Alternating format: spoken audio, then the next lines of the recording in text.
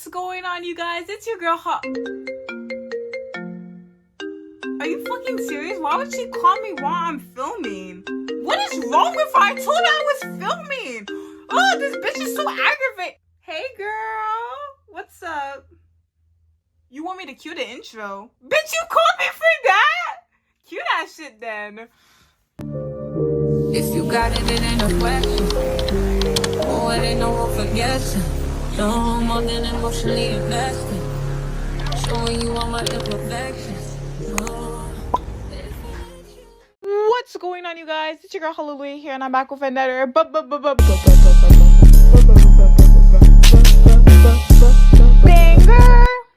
And today, as you couldn't tell by the title, unless you're blind or something, I'm doing my Sunday reset routine.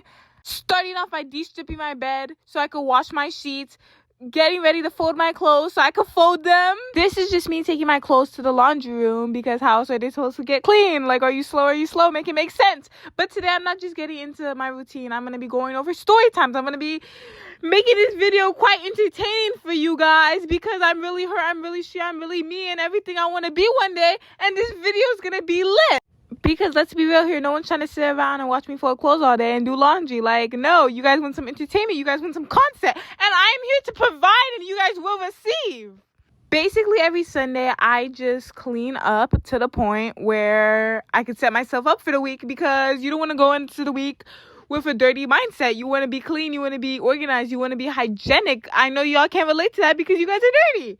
All right. I'm sorry for coming after y'all, but now I'm back to the clothes that I emptied on my bed, and I gotta fold it because, like, who else is gonna fold it? Like, as I'm making my way through these clothes, I want to give a fun fact about me because, like I said, this video is entertaining. This really is the shit right here. But a fun fact about me is when I was 12 years old, I was actually in foster care for 2 years, and I was sent to the foster care system with my brother.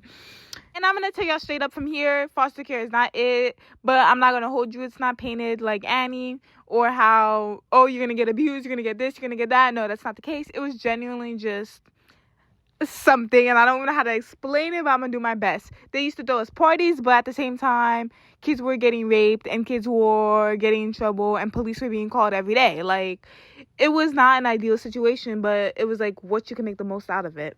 I built a lot of relationships with the staff, from the kids to everybody there. So that was my way of coping through the situation and overall making this 2 years process go by faster and faster and faster.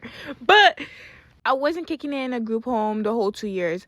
I was actually in a foster home, which is basically living with a foster family, and they pulled a gun on me.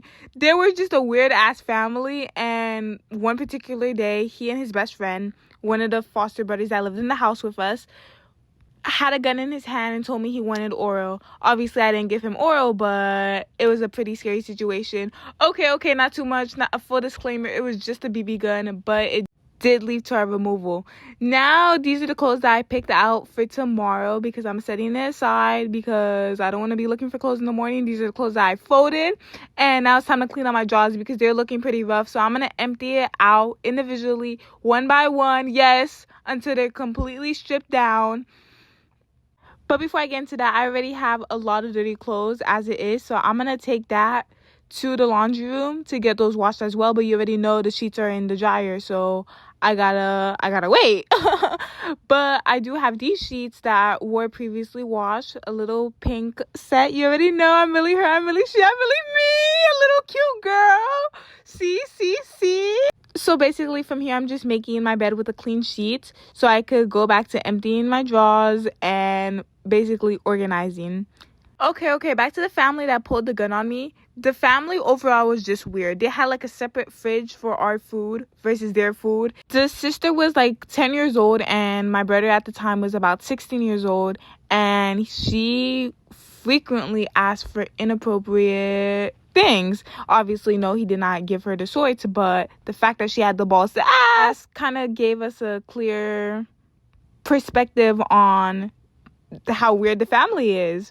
Particular situation where the family took us to a fair, and in the fair we all decided to go on the Ferris wheel, and it's just the four of us, I believe, me, my brother, the five of us, because there were three siblings. So the five of us are all in the Ferris wheel and we're all in the cart. And we're recording, we're filming, we're doing like a vlog, like a cute little, oh my God, we're in the Ferris wheel type of thing. We're so high up. She blants out, says, Matthew, can I see your penis? Like, hello? All right, back to my Sunday reset. I'm still in the process of cleaning out my drawers and emptying out so I could put everything back in an organized way. But back to my foster care family. Yes, foster care does give you the option to not be placed if you don't want to be placed. But we told them several times before we moved in, oh, we don't want to go, we don't want to go, we don't want to go. Our request was declined. But imagine how much trauma they would have saved us if they simply accepted it. Like, are they slow? Are they slow? Because why are they matching two families up? Because we're simply the same nationality. Like, make that make sense. Family should be about bonds and connections, not because we're the same race, we're in the same house together. No, that's not how it should be, and that should not be the case. It's so uncanny how much junk I have in my drawers. Like, it's crazy. It's not even just clothes, it's water bottles, it's makeup products, it's everything under the sun because I never clean out my drawers. But this Sunday reset made a perfect excuse just to do so. So as I finish up with all of the stuff in the drawers and whatnot, which takes me surprisingly longer than I could imagine, I'm out here feeling distraught because I want this to be done already. So I take a break and watch Prison Break. No, this is not sponsored, but this show is peak. This show is tier. So I go back to my clothes and I finally am not done. Y'all really thought, no, my drawers are so junky, it's not even funny. And I found earrings I'm going to wear tomorrow with my outfits. I wanted to show them off a little bit, my little dangles. Yes. Okay, boss lady with her earrings and whatnot. Okay, so my drawers are finally empty. And just like that, it's ready and time to put in, oh, I lied, there was another piece. Now it's finally time to put in the clothes that I folded already in the drawers, and I'm doing the sorts, separating it by pants, shirts, and everything under the sun. You already know what's going on. Like, right now in this particular moment, I'm trying to figure out where I should put my bodysuits because I have a suspicious amount of them. It's not even funny. But back to the foster care family. Yes, I know I'm dragging this story, but so much has happened with them. It's so crazy and so uncanny that they even let us live in this house in the first place. There was an unregistered man living in the house. So for the people that don't know, in the system, for safety purposes, you have to make sure that whoever is living in the house is registered, written down, and overall deemed fit to be in the house with foster care kids. But suspiciously, every time our social worker came by to the house, the freaking suspicious man would also leave as well. Like, make that make sense. And we also eventually snitched on them for that because who is this man living in the house with us? And we wanted to know why he wasn't registered, why he wasn't out, why he wasn't the sorts, because that's genuinely scary to be living with a stranger that the state is not approving of. So my room is still a mess, a hot mess, but going back to Prison Break because why not? I make sure I turn on the lights of the front and back porch.